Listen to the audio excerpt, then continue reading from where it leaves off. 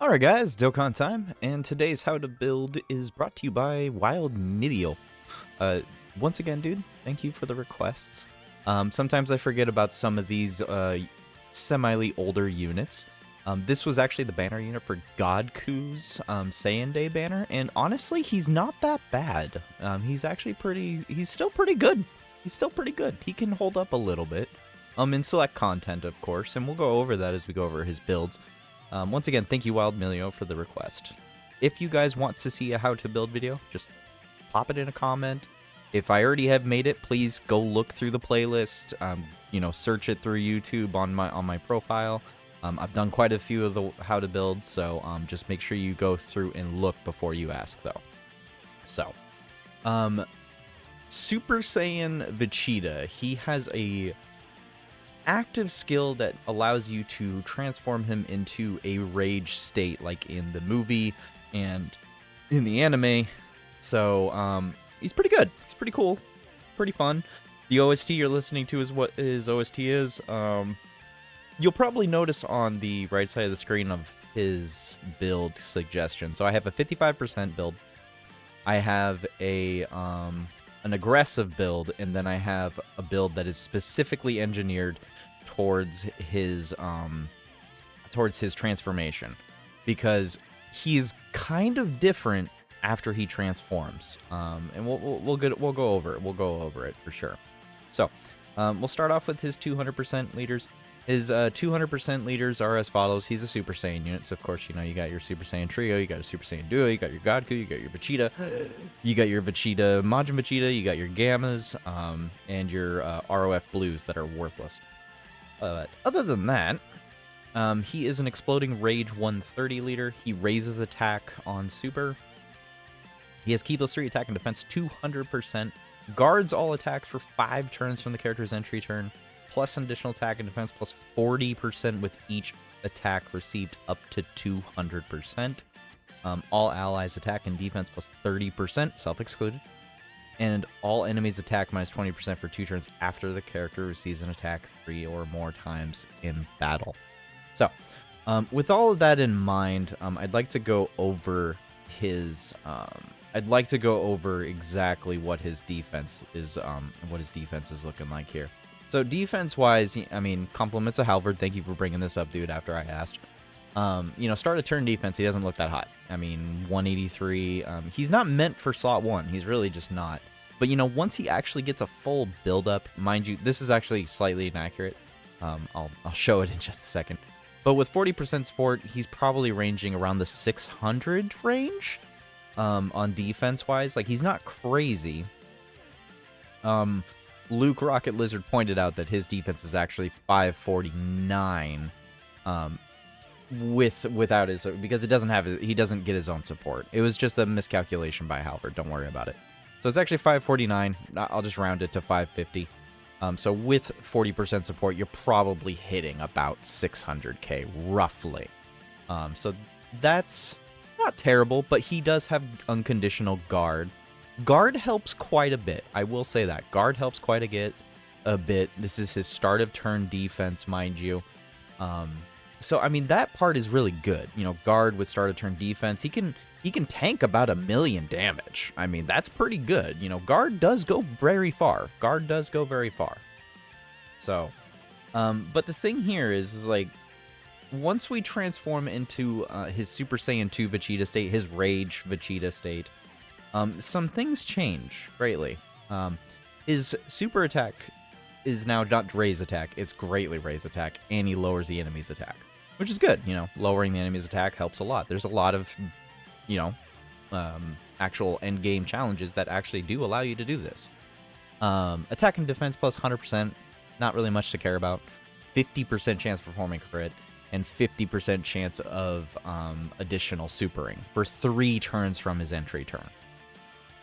Ki +3, attack and defense plus 200, plus another attack and defense plus 100 when forming a super, guards all attacks, plus an additional attack and defense plus 50%, and launches an additional attack that has a 50% chance of becoming a super attack, and chance of performing a crit plus 20% if there is a movie bosses category enemy. So you can understand that when you transform him, he's more centered towards, yeah, let's go fight a movie boss unit. Otherwise, he's actually he's a lot weaker, actually. In all given honesty, he's actually a lot weaker. He does not have no 600k start of turn defense. And it's with the 3-turn buff, too. Like, I mean, you can hit about roughly 670 start of turn or not start of turn defense, but just post super defense. He goes from being a slot 1-esque unit to being a slot 2 unit, or even a floater, I would dare say. Because that 3-turn buff, that's literally the first turn you transform him, and then the next time he comes around, and then that's it. After that, he loses a good solid 100% defense. And I mean, the defense post super without that buff, man, is pretty low. So I would range his defense is actually more closer to about 500k post super, even if you're fighting a movie boss enemy, which is not really ideal. I mean, he does have guard unconditionally, but you got to understand, he is actually defensively stronger in his base state. He is actually defensively stronger in this base state before he transforms. Unfortunately, because of the 5-turn guard restriction right there, after 5 turns, that defensibility is just gone. Just completely gone. You need to transform him.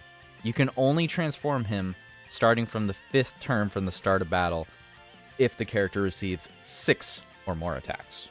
That's another big thing about this unit, is that he does need to get hit. If he does not get hit 6 times, then you won't be able to transform him. And after he loses his guard, he's pretty much a paperweight.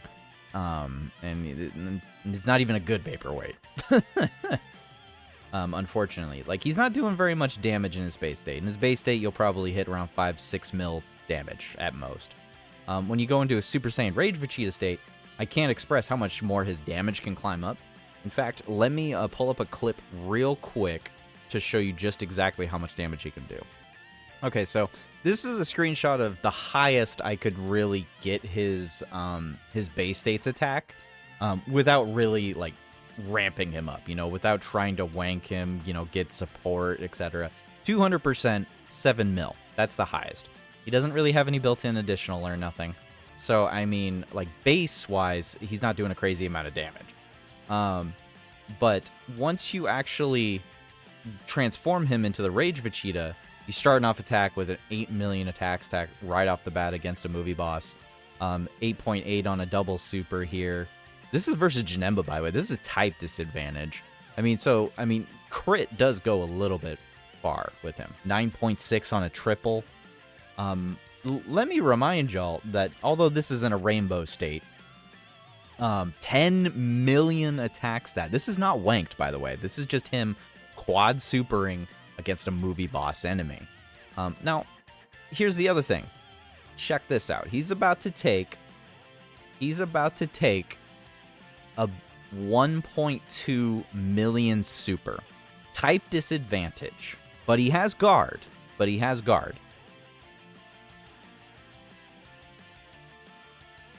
He took 200k from a type disadvantage enemy that does 1.2 million. That means he tanked 1 million damage right there.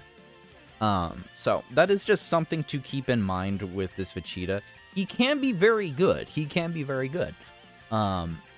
gotta also realize he doesn't get any defense on super. So, I mean, giving him additionals isn't necessarily helping much, but it does help your DPS. It helps your damage. And I can't express how much this is what this guy was for originally.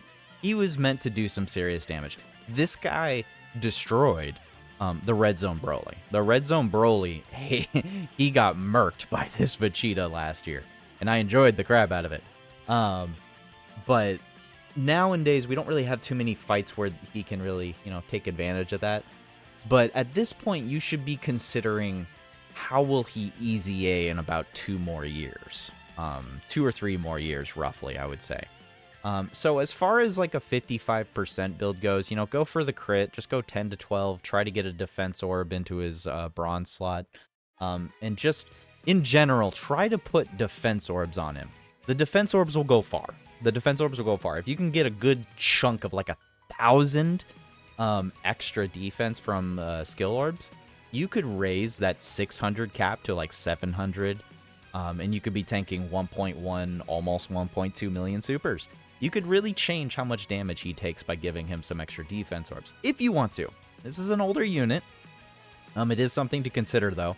I consider the 17-9 for crit and AA his ideal build. That's just kind of how he is.